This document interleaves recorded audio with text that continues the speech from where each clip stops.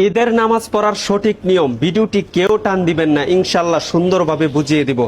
আপনি যখন ঈদগাহে ইমাম সাহেবের সাথে নামাজ পড়বেন, ইমাম সাহেব সর্বপ্রথম আল্লাহু আকবার বলে হাত বাঁধবেন, আপনিও হাত বাঁধবেন।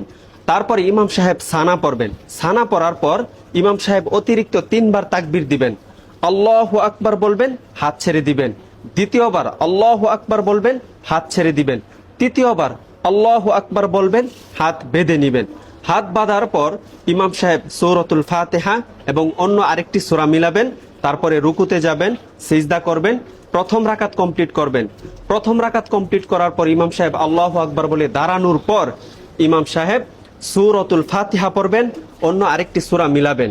অন্য আরেকটি সূরা মিলানোর পরে রুকুতে যাওয়ার পূর্বে ইমাম সাহেব আরো 3টি তাকবীর দিবেন। আল্লাহু আকবার বলবেন, হাত ছেড়ে দিবেন। দ্বিতীয়বার আল্লাহু আকবার বলবেন, হাত ছেড়ে দিবেন। তৃতীয়বার আল্লাহু আকবার বলবেন, হাত ছেড়ে দিবেন।